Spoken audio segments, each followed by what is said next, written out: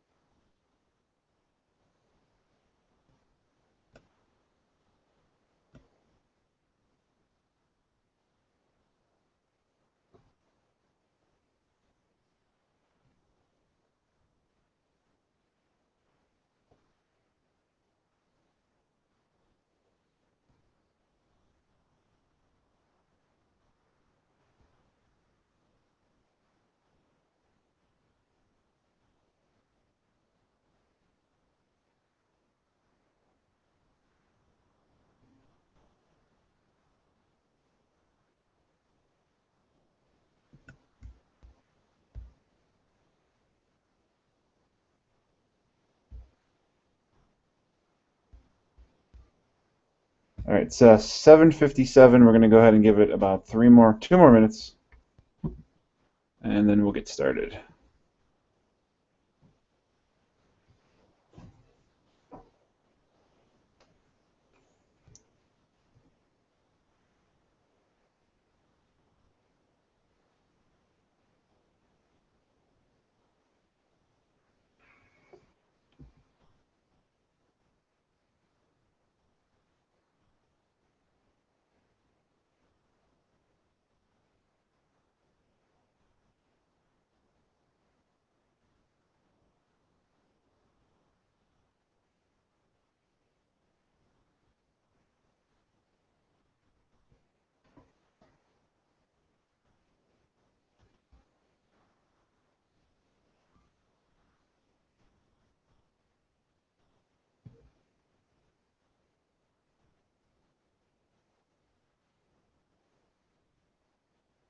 All right, 1 more minute, and we will get rolling.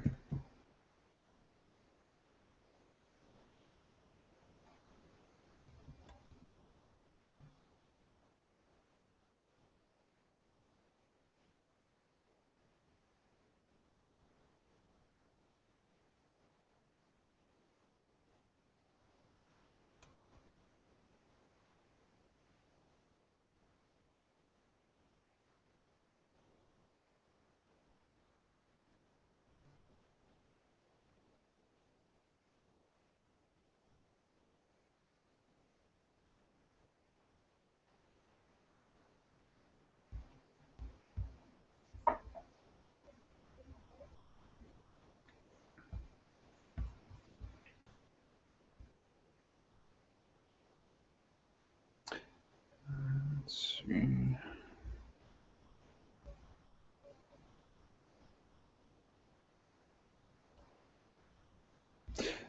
Alrighty, it is now 8 o'clock, so let's get rolling here.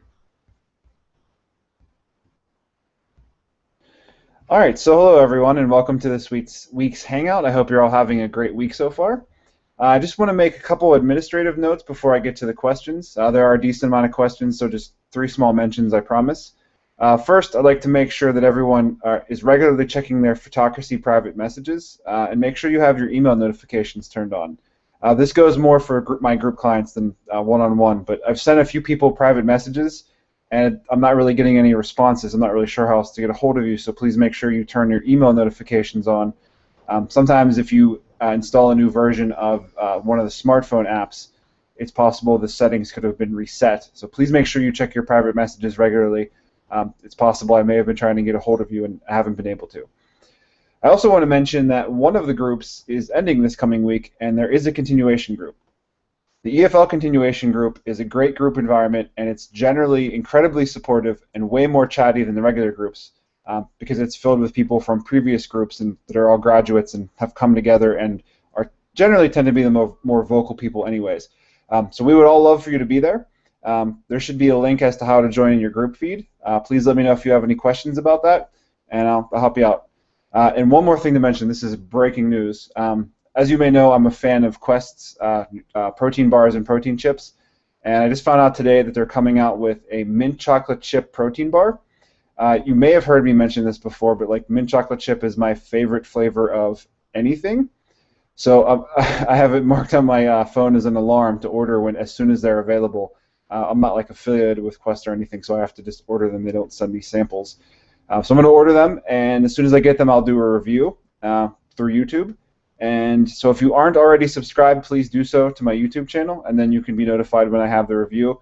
I'm kind of excited about this flavor because, like I said, I love mint chocolate chip anything, so this is big for me. I was kind of almost done with Quest Protein because of the price, but sometimes when they have a unique flavor, it's worth the money. At least it is to me. So, all right. Let me see one more thing here before I start the questions. All right, we have some people watching now. And on to the questions. So, the first question comes from Motz. Motz asks, did you ever have cheat days while losing weight? Thank you for the question, Motz. I did have cheat days for sure. But eventually I found out that I couldn't control myself on those days, and in some cases they rolled into cheat weeks. And in reality, those days were undoing my progress that I was making during the week. I've written and I'm now currently editing an article that talks about this specifically, so look for that soon. Hold on one second, please.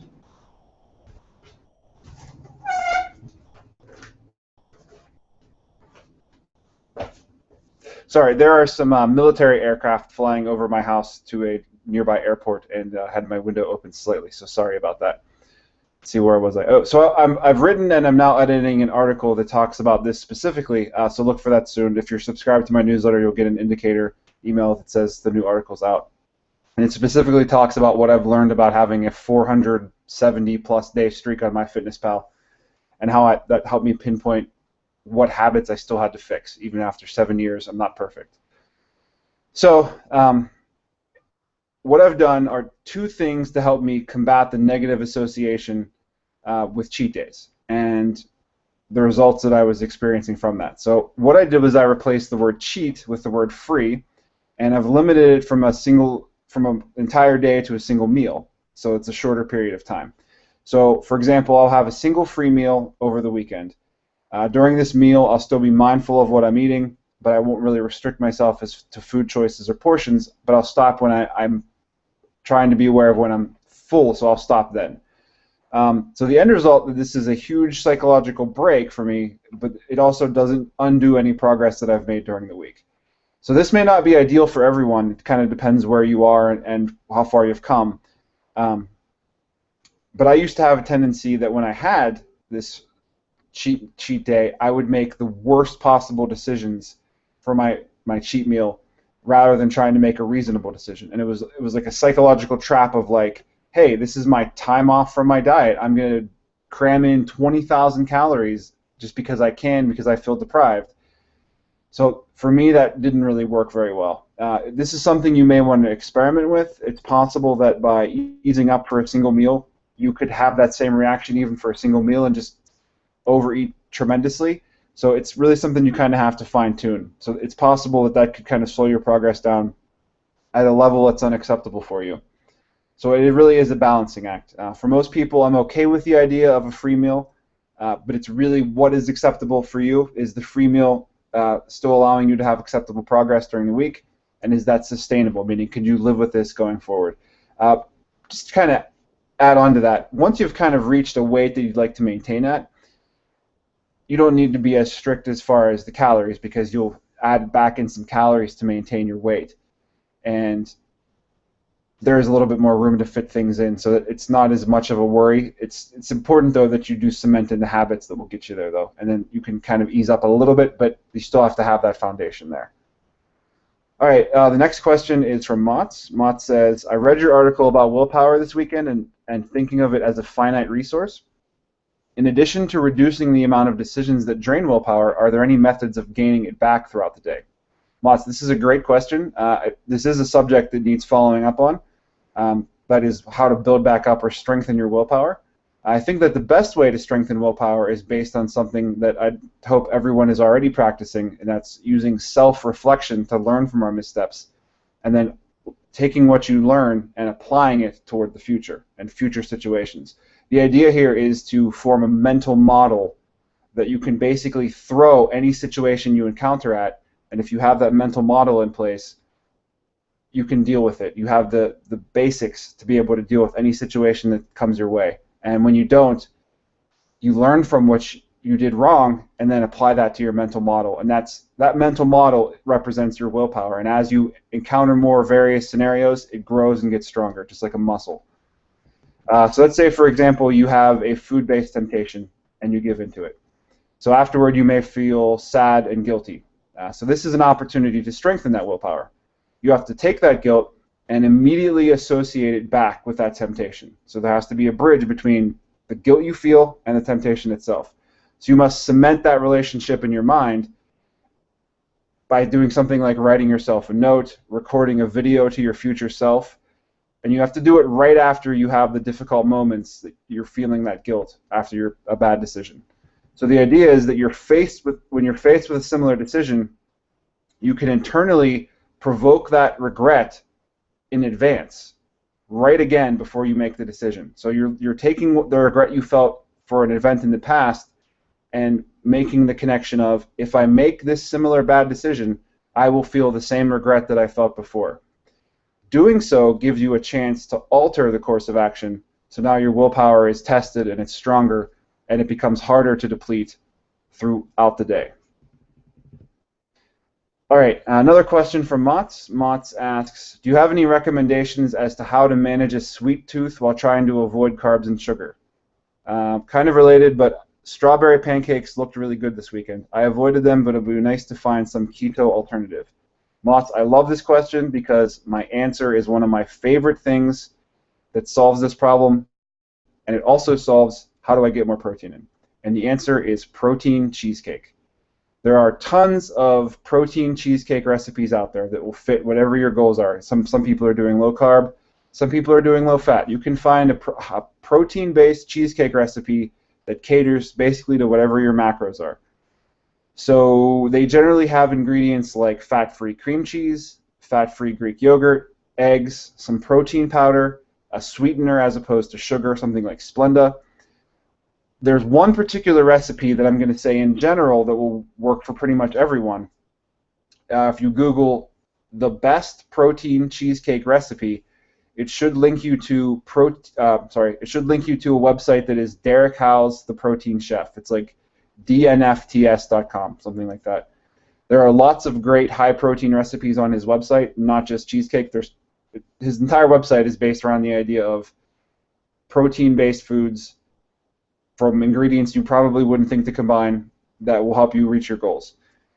So the one that I'm speaking of in particular, the best protein cheesecake recipe, is the entire giant cheesecake is 865 calories, 135 grams of protein, 11 grams of fat, and 47 grams of carbs. And that's pretty low sugar for that amount of carbs. You may want to check out some of the other recipes on there, but honestly, I think protein cheesecake is your best bet here, and I think that applies to anyone. If you're looking for something that's like a dessert item, protein cheesecake is the way to go. My wife and I generally make them, I don't know, once a week. We'll make 2 or 3 of them. We even give them to our kids. They seem to like them. Great snacks. Put some strawberries on top, and you're good to go. If you end up trying that recipe or a similar one, post about it. Let me know. I'd be interested to see what you think. All right. I made sure to be prepared with some water for doing all this talking. I don't normally talk this much during the day, so I have to kind of warm up to it.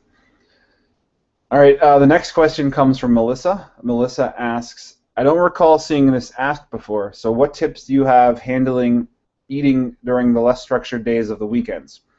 I find it much easier to end up too hungry by, for instance, errands that take longer than anticipated. 2 days of poor eating out of 7 days is 28.6%, which is quite significant. Okay, thank you for doing the math on that one. When you put it that way, yeah, numbers don't lie, for sure. And this kind of goes back into the fact that talking about how what you do on the weekends can certainly impact your progress during the week. So thank you for asking this question, Melissa. I've run into this problem myself on weekends often. It's a work in progress for me too. I haven't mastered it. But what I usually end up doing is planning in advance for the worst case scenario.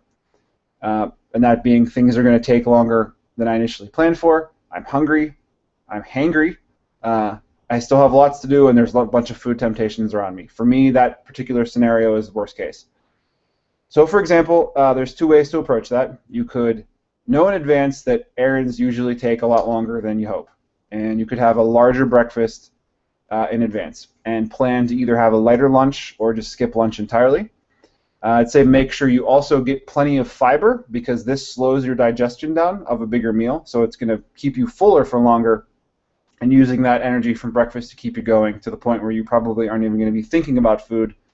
And who knows, if you're well fueled toward your errands, they may actually go faster because you have enough energy to get through them faster. Let's see. You could skip breakfast and plan to have a bigger lunch and figure out where you can go near your errands that will fit your goals. Like, for example, Chipotle is basically the best restaurant you could go to as far as if it will fit your goals, because regardless of what you're eating, or if you're vegetarian or vegan, I believe they have options that will cover any scenario that you can modify, and their nutritional calculator online is amazing. You really can't go wrong. I also usually take a few protein bars with me, or a shaker bottle with a pre-portioned out protein in it. I'll leave it in the car if I know that I'm going to be running errands, so that if I start to notice, hey, I'm getting hangry, I'll go back and I'll grab some, one of the bars, or make the shake. Back to the fiber thing, I'll sometimes add some psyllium husk powder to the shakes. This makes them more filling, and it will also make them take longer to digest as well. Straight up whey protein is pretty fast digesting. It's usually used right after a heavy lifting workout to kind of get the protein into your muscles faster. So using it to combat hunger, you kind of want something else in the shake to kind of slow it down. And you can look at other types of protein besides whey, but cheapest way is to just take the whey protein and add psyllium husk fiber to it. You don't really want to overdo it, or it will turn into like Jello basically, and it's disgusting. So a little bit, maybe like a gram or two, and that's plenty. So as you may have noticed, I'm not a big fan of protein shakes all the time. I don't normally drink protein shakes all day long. Most days I don't even have one, but this is a time where I'm a big fan of it because it's convenient, and it kind of lets you be off your normal schedule and still be able to deal with it. If you didn't end up bringing anything with you and you're kind of stuck and you didn't plan in advance, most grocery stores usually carry something like Muscle Milk. Decent price, decent macros, I think it's like maybe 150 calories for 23 grams of protein. Tastes like chocolate milk. That's kind of expensive if you were doing that every day, but in a pinch, that's an option there. And again, you can also run into the grocery store and find some other okay options for a snack. You can get a bag of baby carrots, a small container of hummus, a small container of Greek yogurt veggie dip, something like that, even beef jerky or some deli meat, or even like a tuna or a chicken packet, something from the aisle. Those all work as options. All right, on to the next question. This question also comes from Melissa. Melissa asks, we focus on scale weight and body torso measurements for progress. Why do we do that instead of body fat percentage or some other combination of those three? Thank you for asking, Melissa. That's a great question because pretty much for every single person that I work with, we record scale weight and your 3 naval measurements just to get an idea of what's going on between the two of them. In general, the scale weight and torso measurements are direct measurements. The scale is your relationship with gravity, and it's usually complicated. And the body measurements are simply just measurements. There's no need to interpret them. They're just straight up measurements of a width. So unless you are going and having an accurate body fat measurement taken at a medical facility, like where they do an underwater hydrostatic weighing or a density bone scan, that can look at what your body composition is under the skin, all the other ways to measure body fat are highly inaccurate, and they rely on you as the one taking them or someone else doing it for you to be consistent each time you take them. And even then, they are based on statistics that may not apply to the entire population of people. And they're also more susceptible to changes in your water weight, even more so than the scale measurements. So that's why, it's in general why, because they fluctuate even wildly more than anything else, and there's no real good accurate way to get them done. And it also relies on the accuracy of the person taking them, which can vary time to time.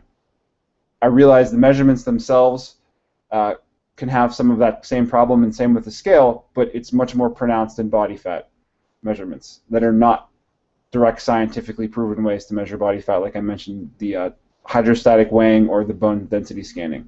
Those methods are expensive unless your health insurance covers it, and most don't, from what I understand. The other thing is, I also don't want to overwhelm people with having one more thing to track.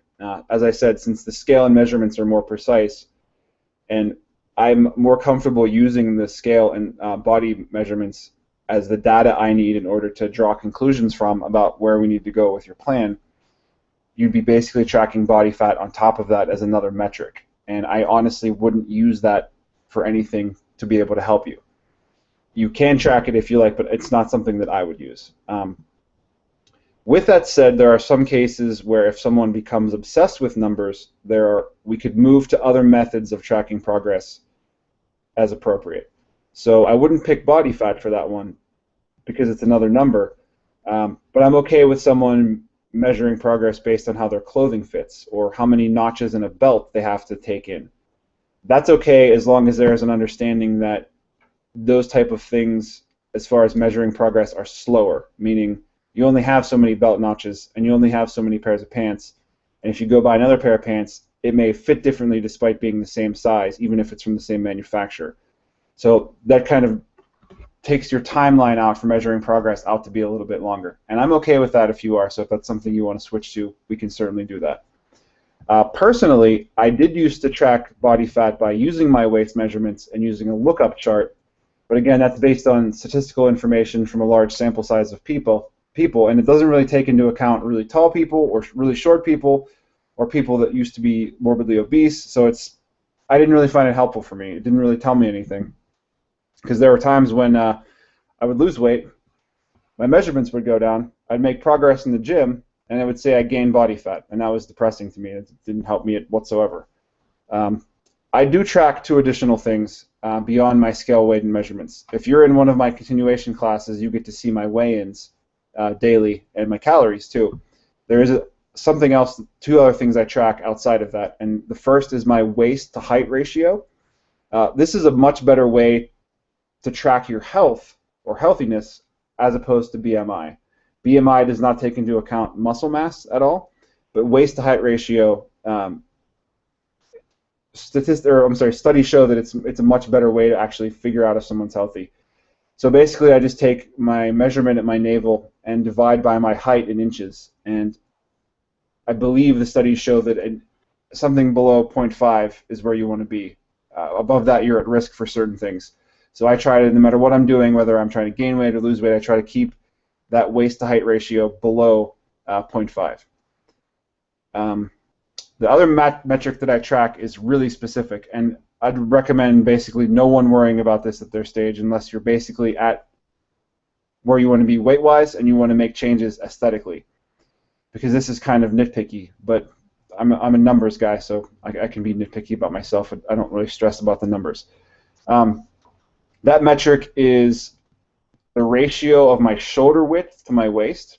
The idea being that I want broader shoulders and a smaller waist, but that's based on my goals.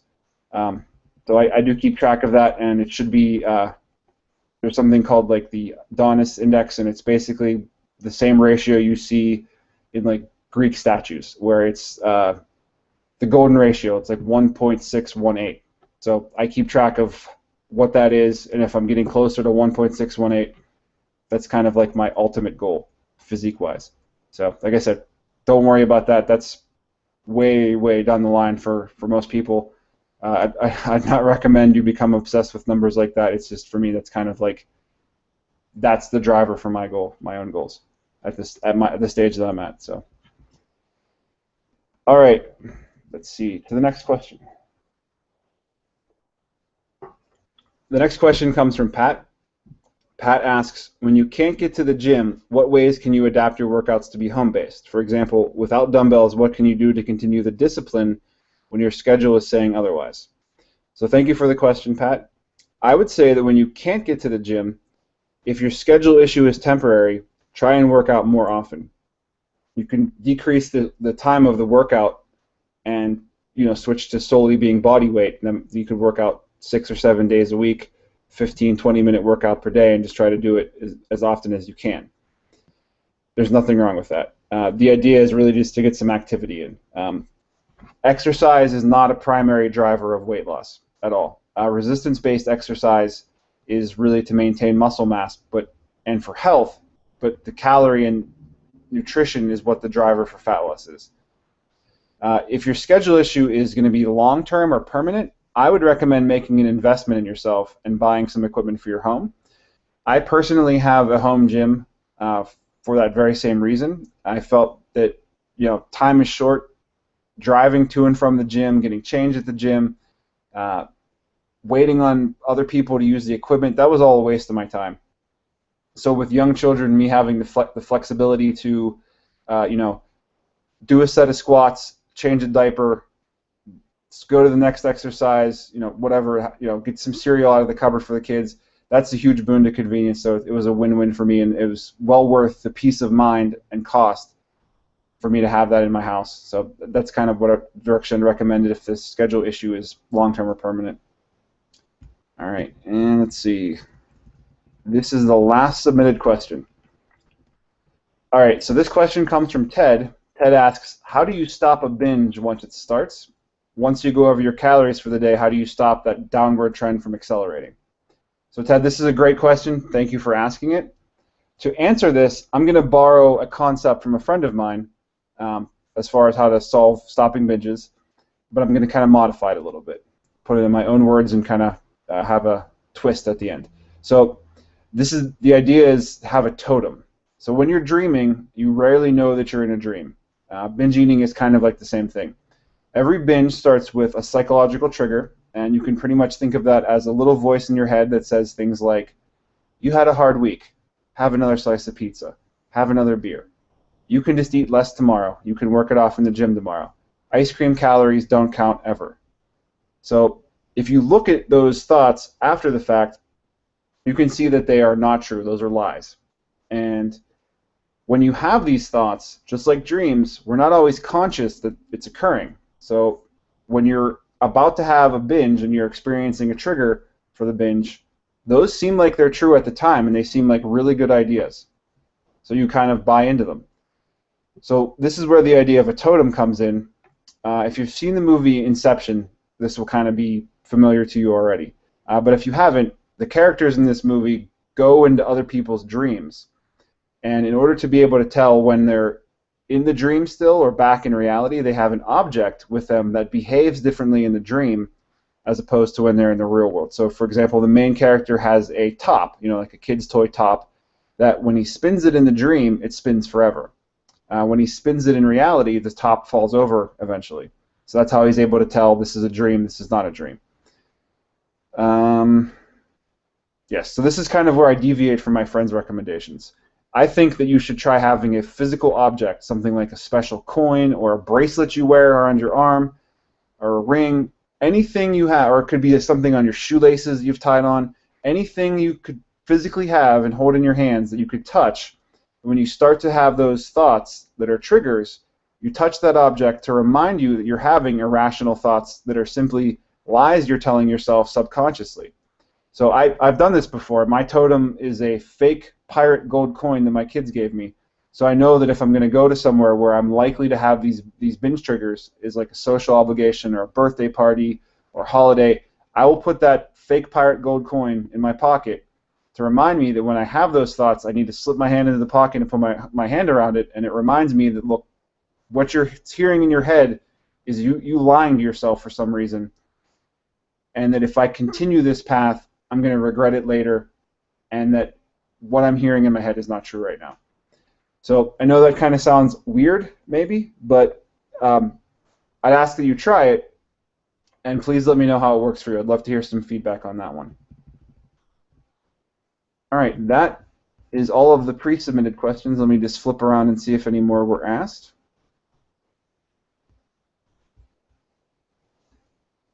All right, I am not seeing any additional questions. I'd like to say thank you for watching and or listening. I'll be talking to everyone soon. I hope you have a great evening and a great rest of the week. Have a good night. Bye-bye.